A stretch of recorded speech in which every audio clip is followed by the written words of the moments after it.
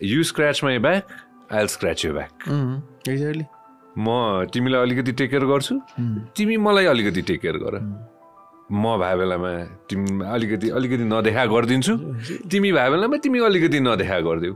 यसमा सत्यता कतिको छ? एकदम मलाई चाहिँ सत्य लाग्छ. अब प्रमाण केही छैन, भोलि कसैले प्रमाण दियो भने पनि गाह्रो हुन्छ होइन. तर मलाई यो कुरा सत्य लाग्छ, किनभने त्यसपछि जनता भन्ने कुरा रहेन. सबै मान्छे पोलिटिकल रूपमा कुनै न कुनै प्रकारको एफिलिएसन हुने हो भने उसको चाहिँ प्रगति हुने भयो, उसको समृद्धि हुने भयो, उसले ठेक्का पाउने भयो, उसले पद पाउने भयो, ऊ राजदूत हुने भयो, ऊ चाहिँ डाइरेक्टर हुने भयो.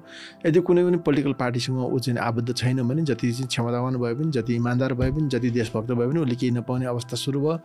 त्यस कारणले सबै अपर्चुनिस्टहरू बढी भए र सबैभन्दा नेपालको दुर्भाग्य के हो भने इलिटरेटहरूले पोलिटिकल्ली पनि, सोसियल्ली पनि र एकाडेमिकल्ली पनि इलिटरेटहरूले शासन धेरै गरे र उनीहरूले के गरे भने आफूभन्दा कम्पिटेन्ट मान्छेहरूलाई चाहिँ शासनमा ल्याउन खोजाएनन् र सबै चाहिँ कस्तोलाई ल्याउन चाह्यो जसले उनले जे भने त्यो कुरा मान्छ, इम्प्लिमेन्ट गर्छ, त्यस्तो मान्छेलाई ल्याउन खोजे र शासन बिग्रिएर गयो. र त्यस्तो जो मान्छेको चाहिँ यदि एजुकेटेड छ, कम्पिटेन्ट छ भने पनि ऊ चाहिँ नि फुल्ली यसम्यान हुनु पर्यो र करप्सन गर्न सक्ने हुनु पर्यो.